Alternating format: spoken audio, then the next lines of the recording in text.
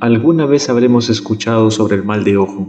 ¿O sobre dejar un recipiente de agua en la habitación para no ser molestado por espíritus? ¿O sobre no aceptar comida de personas con malas intenciones? También es posible que hayas oído hablar sobre el famoso secreto, técnica de la cual se dice es capaz de crear realidades a través de la visualización o la intención. Estas y muchas otras que se suele considerar creencias o supersticiones hablan de una supuesta influencia emanada del ser humano hacia el exterior, de una influencia que seríamos capaces de proyectar hacia afuera. Pero entonces surge preguntarnos, ¿ha descubierto la ciencia moderna algo relacionado a eso? ¿Se ha experimentado fenómenos similares en un laboratorio? ¿Qué hay de cierto en todo eso? Se dice del mal de ojo que es el daño físico, emocional o energético que puede causar una persona a otra solo con mirarla, sobre todo si lo hace con envidia, celos o malas intenciones. Se piensa también que dicha mala energía transmitida por la mirada puede provocar síntomas como cansancio, malestar, dolores, insomnio o incluso mala suerte. Entonces hablamos de una supuesta influencia emanada de una persona a otra, y como resultado, síntomas físicos o en sus circunstancias. Ahora, sin intención de afirmar una explicación científica, podríamos mencionar el experimento de la doble rendija. Este consistía en disparar una partícula, sea electrón o fotón, hacia una barrera con dos rendijas y observar el comportamiento de dicha partícula tras pasar. El resultado mostró que la partícula se comportaba como una onda, creando un patrón de interferencia, como si hubiera pasado por ambas rendijas al mismo tiempo. Para observar de manera directa cómo se comportaba la partícula al pasar por las rendijas, se colocó un dispositivo y lo que se observó es que la partícula se comportaba como una partícula individual sin formar el patrón de interferencia. Es decir, sin el observador, la partícula se comportaba como una onda que formaba un patrón de interferencia. Con el observador, la partícula no se comportaba como una onda. Ya no había el patrón de interferencia, como si la partícula pasara por una sola rendija. En otras palabras, los científicos esperaban cierto resultado y al no observar el resultado esperado, observaron qué es lo que ocurría en el proceso y al observar, el resultado fue el esperado. Esto podría sugerir que el simple hecho de observar afectó el resultado. Entonces, ¿sería válido establecer una relación entre el llamado mal de ojo y este experimento? ¿Y si la mirada cargada de una persona también fuera un tipo de observación que afecta a otro? Como si su presencia mental o emocional influyera en su entorno, tal como el observador cambia el comportamiento de una partícula. Puede que la observación de una persona cargada de envidia, cólera, celos o cualquier otra mala intención influya en la realidad de otra persona, sobre nosotros quizá. Pero todos tenemos observación y tenemos puntos de vista sobre nosotros mismos y sobre los demás. La pregunta sería, ¿nos observamos de manera positiva o negativa? ¿Qué resultados generamos en nosotros mismos con nuestra observación? ¿Nos beneficiamos o nos perjudicamos? ¿Nos protegemos ante malas intenciones del exterior o contribuimos a las malas intenciones sobre nosotros? Ahora hablaremos de una conocida creencia que habla de que dejar un vaso de agua en la habitación por la noche nos puede proteger energéticamente o espiritualmente, ya que se dice que el agua tiene la capacidad de absorber energías negativas presentes en el ambiente, de neutralizar la presencia de entidades espirituales no deseadas o de servir de filtro espiritual que purifica el espacio mientras se duerme. En relación a eso, podríamos nombrar los experimentos del investigador japonés Masaru Emoto, conocido por experimentar con el agua y la conciencia humana. Su propuesta era simple: el agua puede responder a pensamientos, palabras y emociones. En los experimentos, se exponía muestras de agua a diferentes estímulos, palabras escritas o habladas, música, oraciones o pensamientos. Luego se congelaba la muestra de agua y se observaba bajo el microscopio. Los hallazgos más conocidos mostraron que el agua expuesta a palabras y emociones positivas, ya sea amor, gratitud, oraciones o música armoniosa, mostraba cristales hermosos, simétricos y ordenados. Por otro lado, las muestras de agua expuestas a las palabras negativas, insultos, música agresiva, formaban cristales deformes, caóticos e incompletos. Podríamos decir que el agua actuó como un recipiente del sonido, en forma de palabras, oraciones o música. También y aún con más misterio, actuó de recipiente de pensamientos y emociones. Esto incluiría las muestras con etiquetas, ya que la lectura de las palabras puede generar determinado pensamiento o emoción en el observador. Entonces podríamos asociarlo a la absorción de energías del vaso de agua al dormir. Al respecto, recordemos que nuestro cuerpo está compuesto de 70% de agua. Entonces surgiría la pregunta: ¿cómo nos afectaría estar expuesto a un entorno cargado de malas intenciones hacia nosotros, malos pensamientos, malas emociones o malas palabras? ¿O estar rodeado de tristeza o pleitos? ¿De qué manera estarían afectando al agua de nuestro cuerpo? Pero más importante aún, ¿cómo estamos afectando a ese 70% de nuestro cuerpo con lo que hablamos, escuchamos, sentimos o pensamos? ¿Le estamos haciendo bien o le estamos haciendo un mal? Porque no hay control sobre lo que piensa o siente otra persona, pero sí podemos controlar lo que sentimos o pensamos. Ahora también surge la pregunta: ¿estará esto asociado a lo que se dice del mal de ojo también? ¿Que puede causar síntomas físicos en otra persona?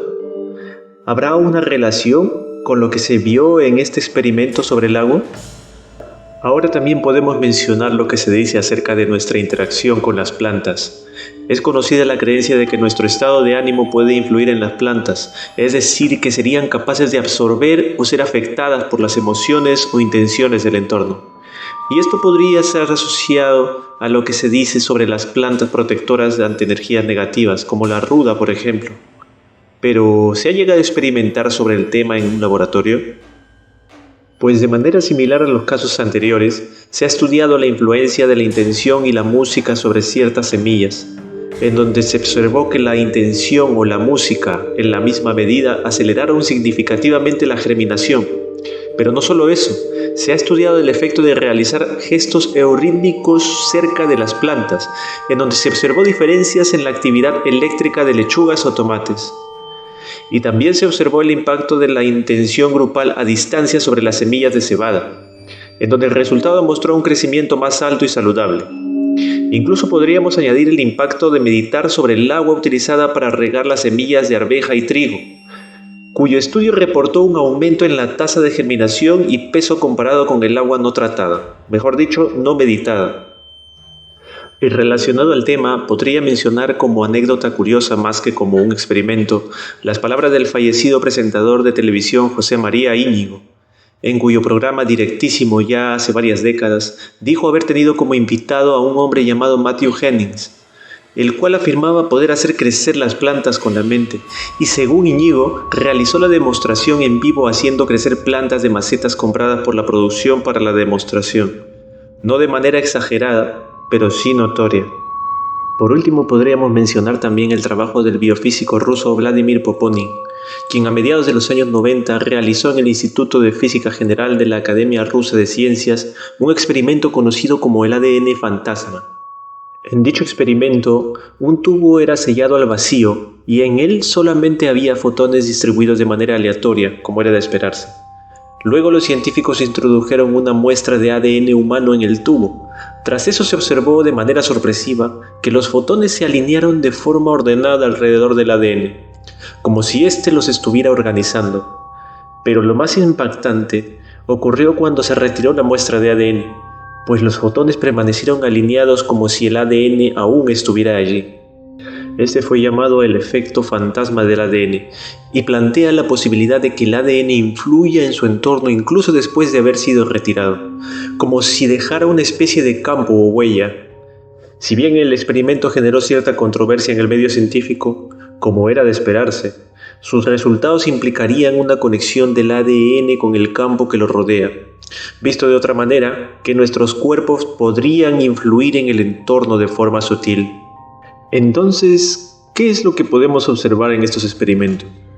Pues parecen demostrar que nuestra influencia mental o emocional no se limita a nuestro propio cuerpo, sino que se proyecta y afecta a nuestro entorno.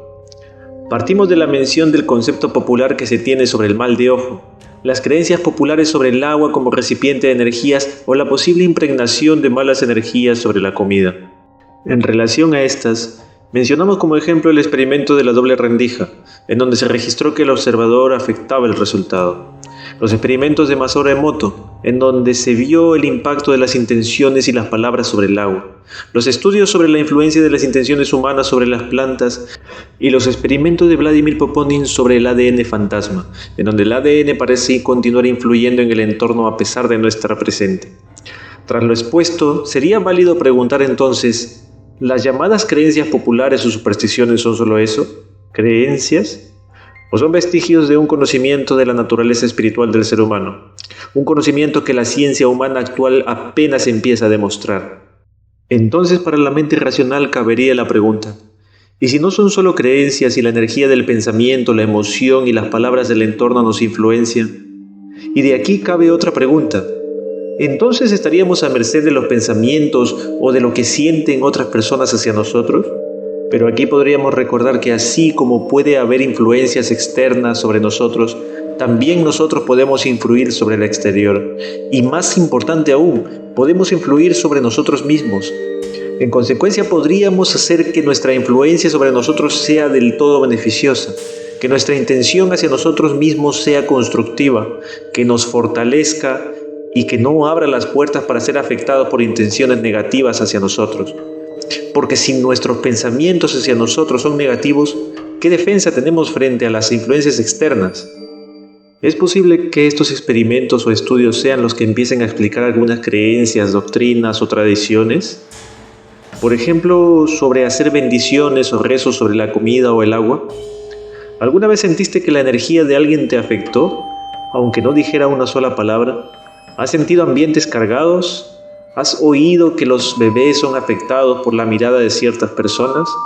¿O que los ambientes de convivencia tóxica nos afectan? Pero aquí podríamos recordar que así como puede haber influencias externas sobre nosotros, también nosotros podemos influir sobre el exterior. Y más importante aún, podemos influir sobre nosotros mismos. En consecuencia, podríamos hacer que nuestra influencia sobre nosotros sea del todo beneficiosa, que nuestra intención hacia nosotros mismos sea constructiva, que nos fortalezca y que no abra las puertas para ser afectados por intenciones negativas hacia nosotros. Porque si nuestros pensamientos hacia nosotros son negativos, ¿qué defensa tenemos frente a las influencias externas? Si bien en muchas ocasiones no es posible evitar la convivencia en ambientes tóxicos o estar cerca de personas con malas intenciones, es importante evitar exponernos a estas influencias, aunque sea en la medida que el momento lo permita. Y más importante aún, fortalecer lo que podríamos llamar nuestro sistema inmune espiritual, dándole a nuestro cuerpo los pensamientos y emociones que necesita para fortalecerse, y así no ser presa de las malas intenciones del exterior. Si te gustó el video, dale like, comparte, suscríbete y descubre más.